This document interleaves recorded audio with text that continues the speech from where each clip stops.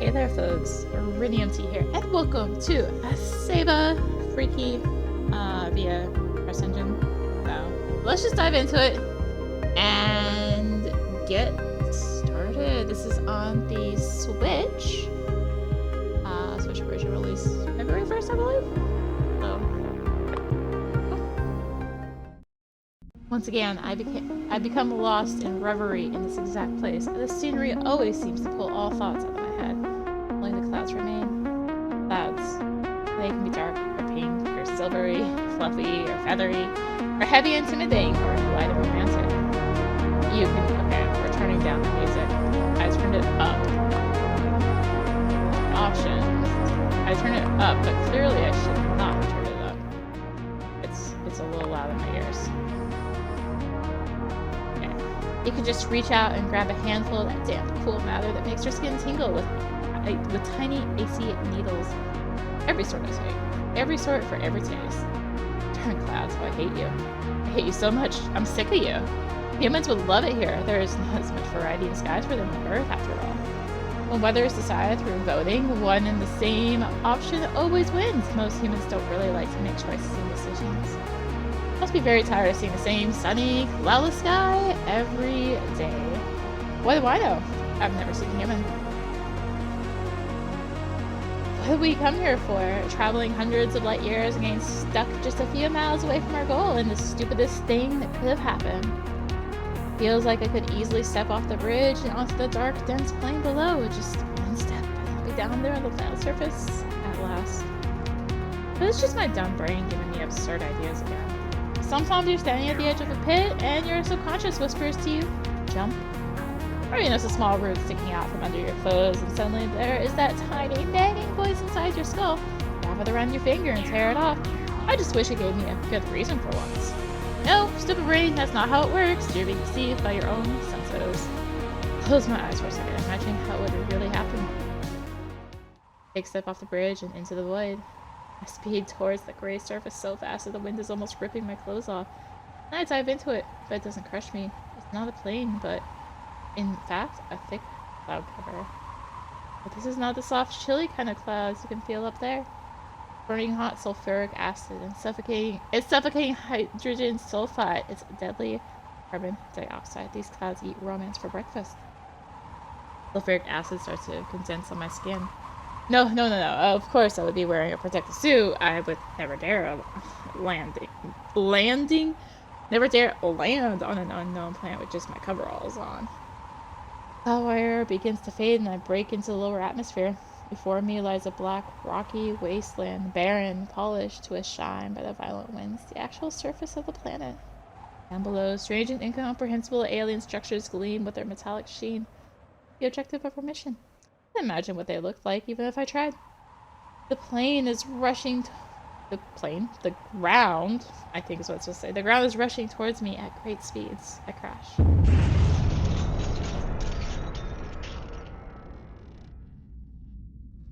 Ah, twigs! Stupid brain, quivering of fear like the gray jelly that you are after nearly falling out into where you wanted me to jump just a minute ago. For a moment, I actually believe it was my mind playing tricks on me after my little landing daydream, but it wasn't that. Another storm has struck, just a gust of wind for local inhabitants. Too bad we're not locals. Walls of the Ailanthus around me creak and groan quietly as they shift back into their shape. How many more storms can they endure? How much longer can we endure? It's better not to stay on this ridge for too long. I need to get to work. Looks like I'm late again. Yoli is gonna flip out. Speaking of Yoli, where is she? Maybe if I just sit down at my desk and pretend... Bloody barberries. Не ругайся в присутствии старшего по званию. Ты почему опоздал? I think that was Russian. That's why in front of your superior. Why are you late? It just pops out of nowhere. Some night I might actually, I might turn off the language. If it's just Russian. Because the other language obviously is Russian, so. Some night folks may say our chief biochemist is short in stature, but I've always known that Yoli's not short. She's just concentrated. And extremely nitpicky commanders are concentrated inside of her. Such a waste of talent. I wouldn't be surprised to find out she shines her boots every morning, even though there is no military on Ailanthus. Oh well, if we ever meet living and belligerent aliens, all we'll have to do is unleash Yuli. Me? Late. Make an excuse. Fortunately, I have a good excuse. I was in the hall when the storm hit. How bad was it here? I saw bark peeling off the lower deck. Yuli's face changes. Of course she'd be worried, like every one of us. Being a biochemist and a botanist, Yuli knows about the Ailanthus' natural properties more than anyone. What could her informed concern mean? I have no clue. She never tells, even to me. Her silence is probably supposed to be reassuring, but it only makes me more anxious. I don't want to have to be reassured. Айланд выдерживал удары ветра сотни раз. Выдержит и теперь. Для этого он и был выращен. Okay. I know that there was an option in here for voices. We're just gonna turn them off.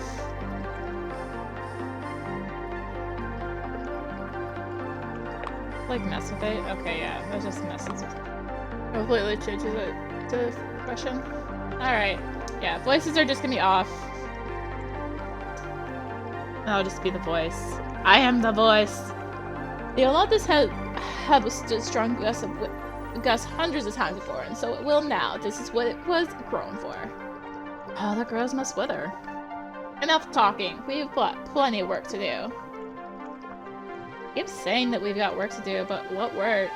There is no life on Metnal. It's a dead planet with dead ruins of a dead civilization. There's nothing for us to do here. The entire ship has nothing to do here. Her biochemistry lab has 2 employees, and I happen to be one of them. And I'm willing to admit I'm not much of a worker. However, there are barely enough things to do to keep the 2 of us occupied throughout the working day. Still, I better make myself busy before Yuli finds me an assignment. She itself is coming up with painfully tedious tasks. I don't think I can survive another day of working as a centrifuge for test tubes. Start doing something. Look around the lab, searching for something to do. A slightly pungent smell of moist artificial soil clings to the inside of my nostrils with every breath. It makes me want to sit down and sink my hands into a soil container. Every time I come to this cozy grotto, I get the feeling that my symbiotic plant friend is happy to be here, just waiting to fan out their leaves right on my palm until late. I think on the voice thing, like, I normally would leave them on, but I also prefer them to be in English when I'm doing videos, so unless it's like literally something that makes sense in the game, but did my untrained ear it's out of question? I think? Whatever. Anyway.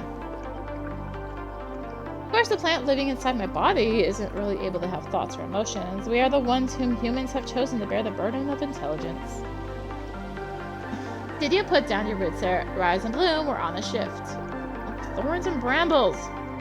We're doing something right now! I really don't want to get to analytical reaction chains. Just do the dusty instead. Wooded Ailanthus still grumbles in displeasure from the recent storm. However, it managed to keep the glassware intact. Not a single broken glass. So there is one thing. One of the containers slipped over and spilled the reagents all over the floor. This should be enough to provide me with some busy work. Tiny hydrogel balls gather around the room like living creatures as I try to sweep them up.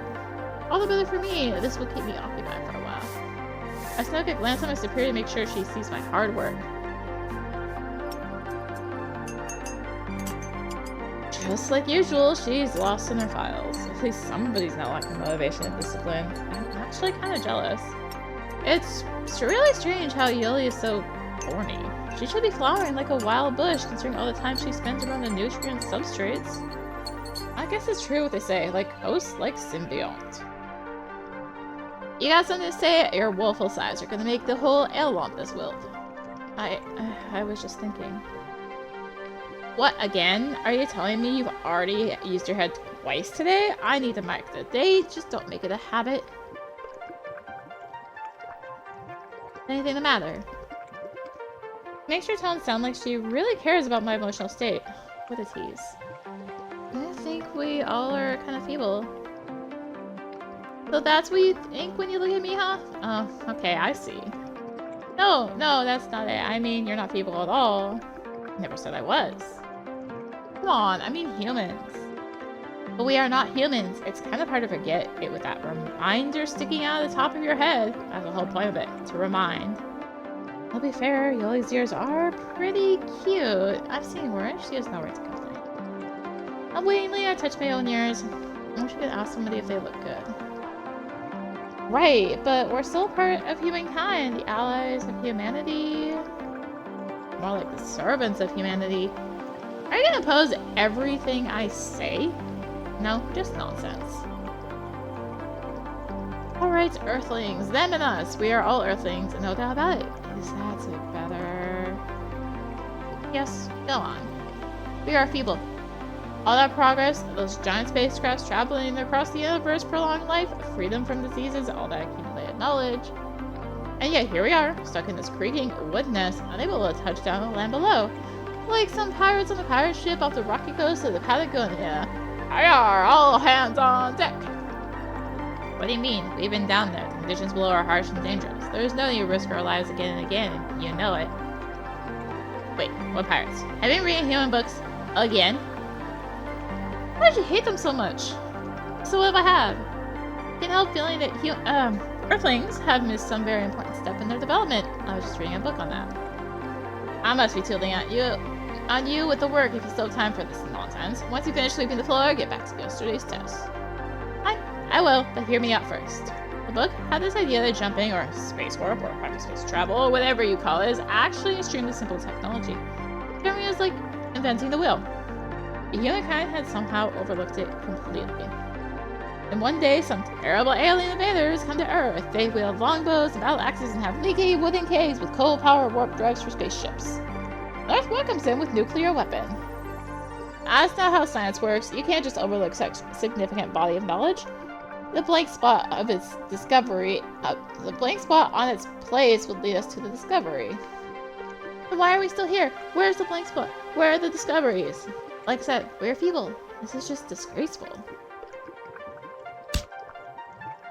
Yoli steps forward and suddenly gives me a rap on the head with her knuckles. Ouch! I forgot it was fire alarm testing day. Your entire brain is a blank spot. You want discoveries? Go analyze nitrogen compounds in that sample over there. There are colossal ruins of an ancient alien civilization underneath, and yet all she wants is to look for traces of bacteria and rocks. We're arguing again. It happens every time, going round and round in circles like two stubborn sunflowers. How can I help it when this involuntary idleness thinks like a splinter in my mind? You believe in these ways of science as if it was some kind of magic. That's not how science works. Unconsciously mock Yoli's tone and immediately regret it. An odd expression crosses her face. I don't believe in anything. I'm sorry? You believe we have been chosen for some great mission, right? For some incredible discovery to make?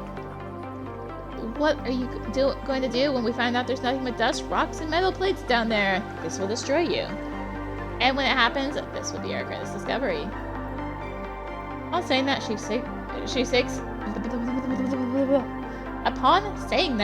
shakes a Hexos test tube.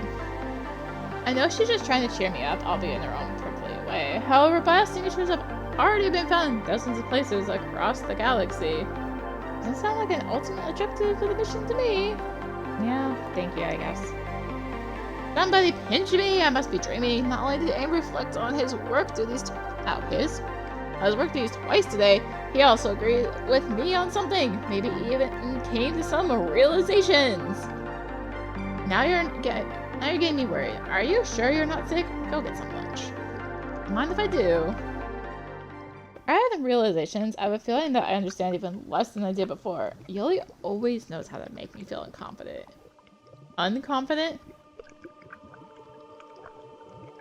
I guess that's fine. Feel unconfident and inferior. Quite a fitting quality for a superior, but not so much for a friend. Right, I must be just hungry. I must just be hungry. One of those two. Well, that was enough nutrients for my symbiote, but I gotta take care of the flesh part of me too.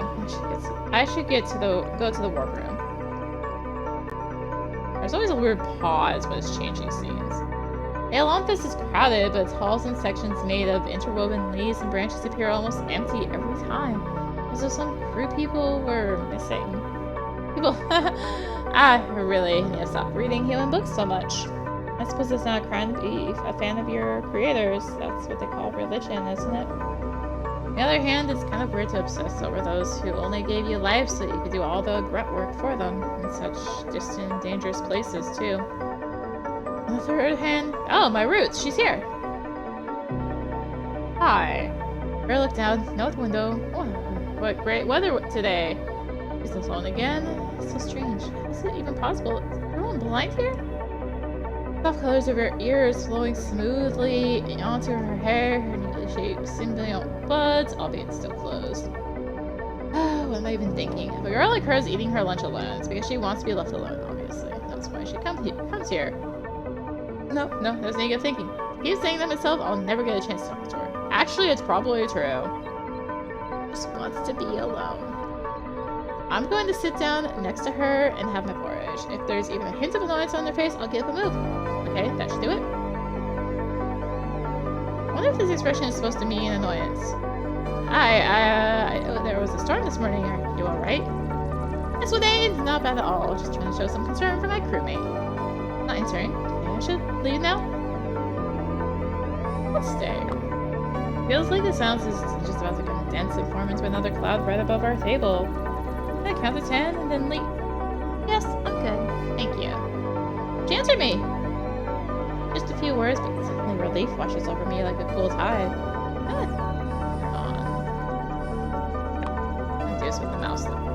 I'm not gonna do it with the mouse. I'm on the Switch. I'm like, I'm gonna do it with the mouse. It's weird because I'm playing this on my monitor, so I'm like, it'll be fine. I'll just use the mouse. No, I won't use the mouse.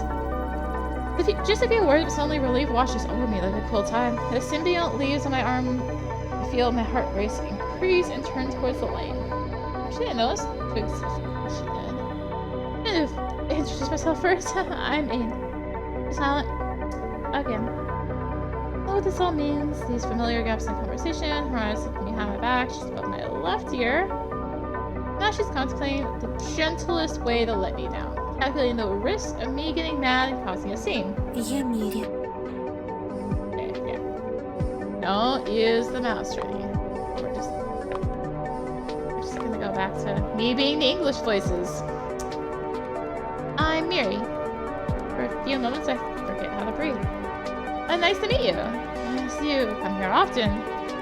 Stumphead, we're literally in the wardroom, the ship's dining hall. Of course she comes here often. I'm gonna smile from her. Luckily for me, I have a reason to be quiet for a while. I need to finish my porridge before it's just completely cold. Leaving right now would be too awkward. Finish my porridge in silence. Ailanthus is never truly silent. Whistling winds that you can still hear behind the windows, membranes creaking over the walls, rustling leaves, listening to a wall of noise and the sound of a waterfall. They say when you hear a certain sound continuously for days and nights, your brain will eventually learn to ignore that sound. And then you'll get to enjoy the imaginary sounds your mind created. It's only now that I realize how true it all is. Every clink of a spoon against the plate pierces into silence like a thorn of a wild pear tree into a thumb of an unlucky gardener. That's a long metaphor. You must be feeling awkward. Why? Yeah, it does feel awkward. I was going to approach you after all. You don't often meet girls. Question? She's quiet. What's with this conversation? This is not how I expected it to go. What did I expect, though? Out of habit, I closed my eyes. Hey, she's sitting in the corner by the window, the morning light of the local sun softly setting off the delicate color of the leaves in her hair. No, let me eat. Walk over to a table and start a conversation. She smiles and offers me a seat. Offers me a seat. I'm having to do that thing again where I rewrite part of the sentences. Says she's been eyeing me for some time, but was too shy to approach. No, this is stupid. It's not like I really expected something like that, even if I'm not that naive. She's not smiling. She's interested in me. Why, yes, she would very much like to get to know me. Of course, she would love to keep seeing me because... Why? Why, really? And so entranced by her looks, I completely forgot to think about what kind of person she might be. maybe she's not interested in me. Maybe she has no interest in me. Maybe I have no interest in her.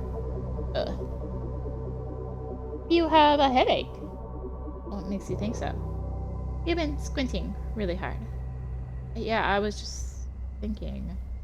Of habit, I cringe in anticipation of Yoli's common quip. Instead, there's just another pause. Finish my meal. When I think of it, it was that vile wheat germ porridge again. I didn't even notice. I guess my physical suffering was overrun by emotional. Alright, it's time to return to the lab. About what? Come again? What were you thinking about? Nothing much, just the trivial stuff.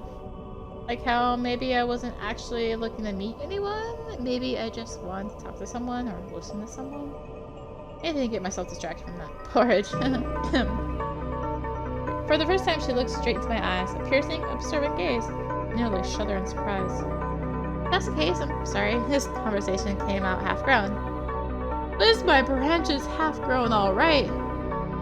It must be my fault. I'm not very good with this interaction thing.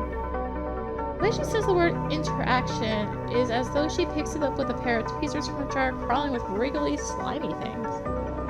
That's okay, no worries. We could make a deal to make it up. Next time you get this porridge, we can talk again. Will you talk more then? Probably not. Okay, great. I'll be looking forward to the day. Before smile, I hastily dispose of my plate in the recycle leaf and push myself out into the hall. The same air as that in the wardroom, but for some reason I feel the urge to take a lungful of it. Oh well. On the other hand, I got to know her name. She even let me know she wouldn't mind to keep in touch. But technically speaking, that's a success.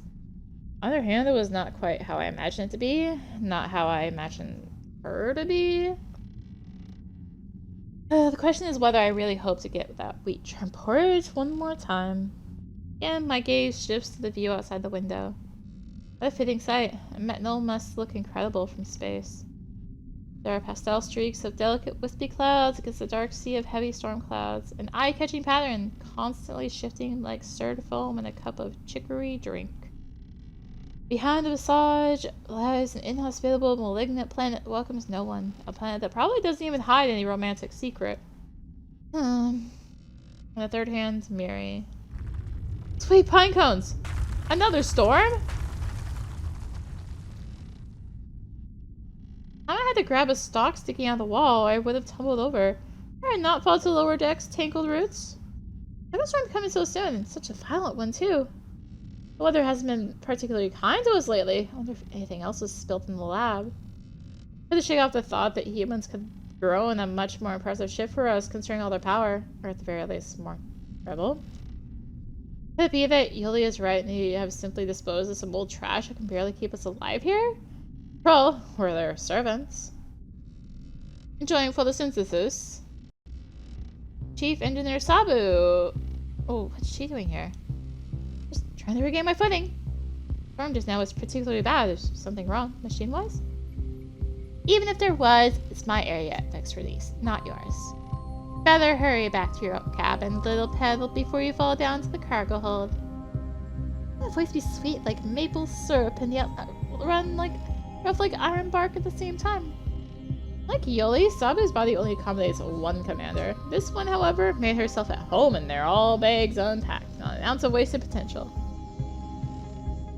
You know, Sabu, our lab could lend a hand. I mean, Ailanthus is pretty much just another plant. It's not like we have anything better to do anyway. Just don't tell Yoli I said that. Thanks for your concern, little pedal. I'll make sure to turn for help to your superior if I ever need it. The hard, knobbly, root-like stems of Sabu's symbiont are twisted, tied around her body, showing a glimpse of her imposing muscles with every move. I've always thought aloe would have been more her style. Thick, succulent leaves fringed with tiny spikes, too soft to be an actual thread. As though they were left there by mistake or just for looks. But ignore the spikes and you'll find an incredibly acrid heart inside. Surely I better keep these thoughts to myself. Just her symbiont alone looks like they could bend a wrench. You know what? You're right. I should get going. Got things to do. One more thing. It's come to my attention. You take an interest in Miri. I had one conversation with her. Little Petal, if you do any harm to her or bother her too much, I'm gonna squeeze vegetable oil right out of you. Oh, okay, that was unexpected. If nothing to worry about, Miri and I, we just don't click, I suppose. You can have her. I've never seen Ailanthus' chief engineer so bright in the face before this day. Billy was right. I need to mark the date too. Miri is my mentee, and I take equally good care of everyone in my crew. But Miri works at the engine room? Truly, it looks to be deceiving. Yet more evidence of how little the image I've created in my mind has to do with reality. Not that it matters anymore. Wish I were on your crew. I'll still take your advice and head off to my cabin. Thanks for your concern. Good boy. You better lie down if you don't want to get a bump on the head when another storm comes. She briefly squeezes my forearm as she passes by, a gesture almost affectionate. Not for the numbness I feel spreading down to my fingertips from my veins being compressed. For a split second, I can almost hear my own skin squeak. Once I make sure she's gone, I let out a hiss. Thorns and brambles! All I ever see are unpleasant, angry women. Hell. This is hell. Metnal never gave off the impression of a friendly planet with its horrific storms and gales, sulfurous clouds, and extreme temperatures and air pressure. The farther away from Metnal, the easier you breathe. Prepare for that. What I wasn't prepared for was every girl I meet treat me like a piece of old rotting log. Lagma is a safe haven in my own cabin. No girls allowed. Familiar scent of my moss bed. Earthy and moist. So pleasantly refreshing after dry wood of the Ailanthus. It is already turned yellow at the edges, got harder and thinner. It's about time I harvest this sporangia and replant the bed at the opposite wall. Not to water it. Wait for the mossy green mossy cover to spread across the floor. Too much hassle. I can do it tomorrow or the next day. Now, I need sleep. Before I can doze off, Sabu's words suddenly spring to mind. Ailanthus' chief engineer was expecting a third storm this day. He even told me to lie down. I can't remember the last time we had storms this frequently. Probably never. Nobody else knows the shit better than she does. Even Yoli. Should I be worried?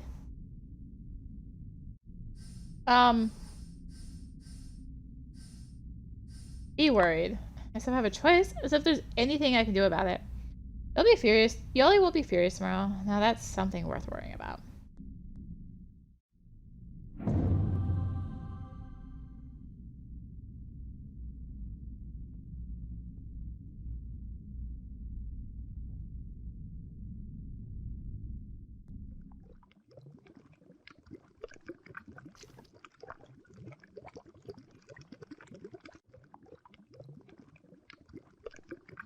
They just left after lunch in the middle of your shift. On that note.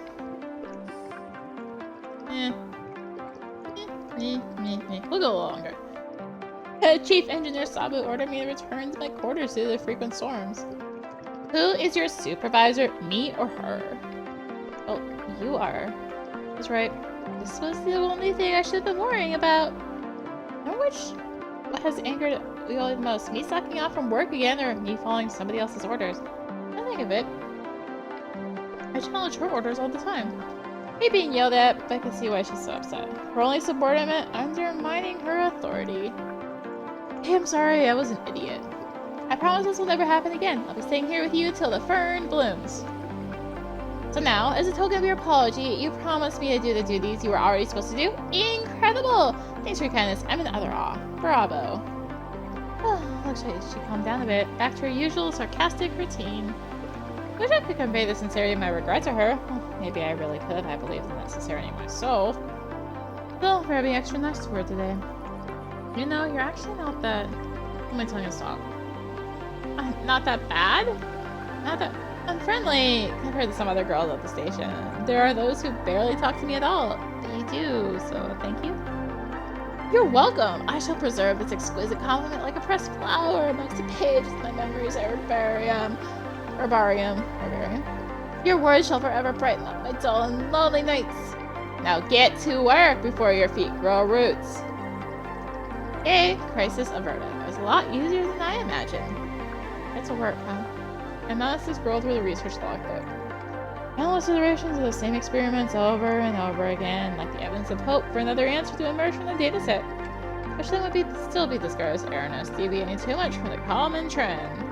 Now, this is their hundreds, thousands of observations. What should the confidence interval be? Does you only see any light at the end of this unbearably boring tunnel of digits? Actually, you reach a dead end like the rest of us. Maybe she just enjoys the process. I can imagine her anger if I asked her directly. So what should I do?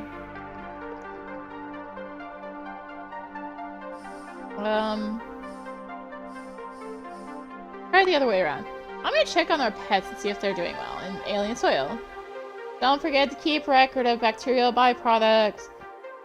Bacterial byproducts, she says, as in clean up bacterial shit. A job just right for me. Yeah, all these mineral formations and inclusions are quite interesting. It's not just there are bacteria managed to survive in Metnol's soil sample, they also leave unique biosignatures. Someone could say these are the trails that might lead to the discovery of real life on Metnol. Someone else could argue that Metnol's native microbes would produce a different kind of byproducts. Frankly, I couldn't care less. Sedimentary structure analysis. I'm gonna take another look at the fossils and carbonate rocks. Don't call them fossils yet, dear colleague. These are just formations for now. What a nerd. Fossilized bacteria, formations, whatever we call them, they're all just products of our imagination. All these double cell walls, spikes, spirals, vesicles, and tubules, and micrographs are just my pareidolia. My desire to see order and design in an endless-scale chaotic pattern. I might just as well search for meaning in a cloudy pattern outside the window. Not that I don't do it every day already. Phosphate analysis. I'm gonna look for traces of phosphate in the air samples. Again. Go ahead. Also, it's called the amount of substances, not traces. I heave a sigh of response. Giant molecules of a toxic gas inside a tiny air sample we pulled up from underneath the acetyl covers? This gas could have been produced by volcanoes, probably no. Or thunderstorms? How reassuring. What would 10 molecules in the sample mean? Is it bacteria yet, or is it just a volcano? What about 20? Careful not to break the Ailanthus apart with your groans. Don't even joke about that! Looking so serious. Perhaps I'm the only one in the Ailanthus who can tell her serious and angry expressions apart. Are you anxious? Rather, I'm bored. Anxious out of boredom. Is that even a thing? It is. The brain needs small amounts of stress to stay stimulated. When there are no external stress stimuli, the brain just starts making them up. It's like a simian kind of mechanism. Why would we ever need it? Humans create us in their own image and likeness, along with all their flaws and shortcomings in us. Not very smart of them. It's almost like we were growing in a hurry. I suppose it was intentional. If we turn out better than them, imagine how it could hurt their pride. Never attribute to malice that which is adequately explained by stupidity. Oh my! Ain't the humans fan assume that humans can be stupid. The sun hasn't frozen over yesterday, so maybe it will today. I didn't come up with that. I was quoting him a man. Hanlon, I believe? Well then, he does sound like a credible source. That Hanlon guy must have extensive experience in dealing with humans. Huh, yeah, right. Idle chat, but somehow it makes me feel better. Billy never smiles much. She rarely talks about anything not work-related. I'd rather have her rail at humanity at heart's content if it helps her relax and unwind, even for a moment. You're that bored? How about you give a listen to what I'm working on? Oh, here it comes. The 2-minute chat break is over, and now I get back to filling these repetitious, endless tables in the logbook, which is exactly as boring as it sounds. On the other hand, I do owe Yoli an apology, just not that big. The third hand? How did we keep having 3 hands? Her proposal sounds like a trick question. I'm supposed to do work, not just leak around and listen to her stories. I agree, I might get myself subjected to an election on procrastination. Oh. L and R go back and forth. Grit your teeth and listen patiently. Listening is easier than working. Water break. Just look her in the eyes and nod occasionally. No thinking required. Of course I'd love to know what you're working on. You're always so reticent and, hostile. No. Okay, I better not overdo it with the nodding. Hi, what am I even doing? She claps her hands together nervously. Does this research mean so much for her? There's this problem-solving technique, the rubber duck method. I see. Wait, rubber what? Duck. You explain your problem to a rubber duck. Since the duck isn't particularly right, of course, you'll have to alter your regular ways of thinking to come up with a simple explanation. Helps you see things from another perspective. I see. You're going to be my duck. No problem. Hey! Now, what am I working on? The common plants from Earth, the symbiotic plants in our bodies, even the Ailanthus, they all are basically the same kind of organism. Anyone knows that? Ducks don't talk. Quack. Isn't it ironic how humans who have nearly eradicated all vegetation on Earth created us, their servants, as plant-based beings? It's also funny how they didn't want to self-experiment with symbionts. I think they were just scared. Quack, quack. I assume you should be familiar with symbiogenesis, ducky. Once upon a time, there were free living bacteria, but then they decided to live together, so one of them had to become a mitochondrion, or chloroplast. Rather unfair relationship, if you ask me. Asymmetrical, one party sacrificing its autonomy, all for what? Survival? Okay, fine. Actually, survival is always a good reason. Anyway, humans lack creativity. They wanted to see if this trick works on us, too. You understand, Ducky? We are not fully plant-based. We are also quite fleshy. Humans have fused us with plants, and now they are waiting to see who gets the upper hand in their symbiogenesis, and who will have to lose their autonomy. In my opinion, this is cruelty. Quack? I like glance at my symbiont's curled vines received upon my hand. Why does Yola even bother to think about it? Clearly one of the parties had lost its autonomy long ago. Ah yes, I see where you're looking at, silly ducky. That's the point here. Our symbiogenesis is far from complete. In fact, it has yet to begin. Wait, what do you mean? Quack? Neither of the parties to our symbiotic relationship is going to sacrifice their autonomy. True, thanks to our plant body parts, we can eat less, sleep less, they may be stronger, tougher, hardier. But we could still do without them. They could be removed, and what's left of us would be mere humans with fleshy ears. And that's what I hate the most. How do you know that? You're always going on about how long our logbook is. But have you ever tried scrolling into the top, you stupid duck? Symbiotic excision experiments. The very thought of it sends a shiver down my spine. No one on the Ailanthus would have ever agreed to that. Was she experimenting on herself? Come to think of it, wow, I went through. Come on, don't be so pale. Like I said, our symbiogenesis hasn't started yet. Plant symbionts feel just fine without their flesh pods. So frustrating. Oh, this is so frustrating and horrifying. Why? Were you even listening? In this relationship, someone ought to sacrifice themselves, and we're yet to know which one it will be. Don't tell me you really believe the plant part might take over the fleshy-eared human part. Humans had not created us on a whim. I didn't have the courage to self-experiment with symbionts. Must be a reason. Maybe experimenting on your own kind is unethical. They thought it would be a good idea to put us artiphyts through this? And how do you feel about their actions? Ain't the humans fan? Yeah. Well, I think I need my own rubber duck now. That's a lot to wrap my head around. Right. She nervously strokes the leaf on one of her pets that stand lined up on the shelves. Looked over the other pots and substrate containers. Through Yola's revelations, I see the lab in a different light. Our close bond with the symbionts doesn't necessarily make us friends. A forced coexistence can lead to hatred as well. I have such a friend or foe sticking right out of me, too. Yikes. You need to get out more. Get some fresh air for a change. Want to have lunch together? Now you should see why I spend all my time here, and why I get so upset when you sneak out of work. This project and experiments. To me, they are more important than this whole mission.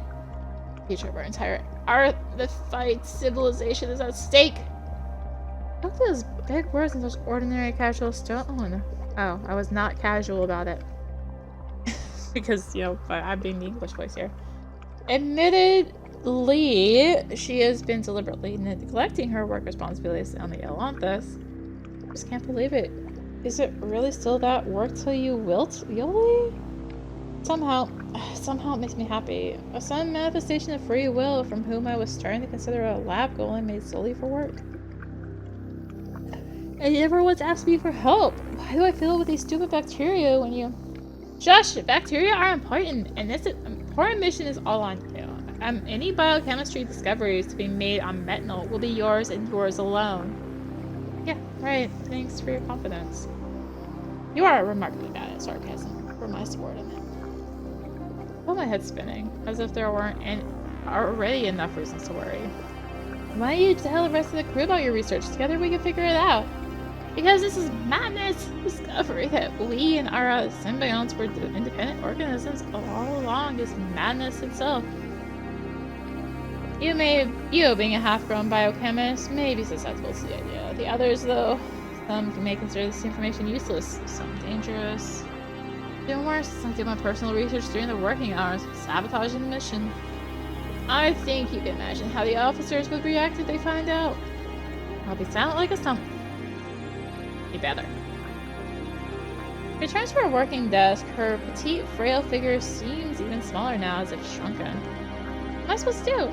What can I do for her? This is clearly not the situation where I just give her a pat on the shoulder. Is it really all I'm good for, just obediently doing my job? Yula's opened up to me, suddenly revealing her secret. I don't know what I did to deserve this, but this is something I want to cherish. Maybe I just really need to give my all to work for Yuli. What a horrible thought. I'm off till lunch. Don't bring it down back! Because if I could...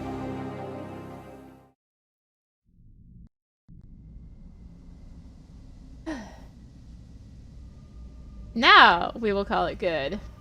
So, thank you for watching. Next part we will have lunch, I guess? Yeah. Freaky, etc. Thanks for watching. If you enjoyed the video, consider liking, commenting, and or subscribing. If you really enjoyed it, consider supporting the channel. All support greatly helps to keep doing content like this and more. I'll link to that in the description below, along with links to me on social media. So thank you again for watching. And until next time, this is rinimt signing out. Bye!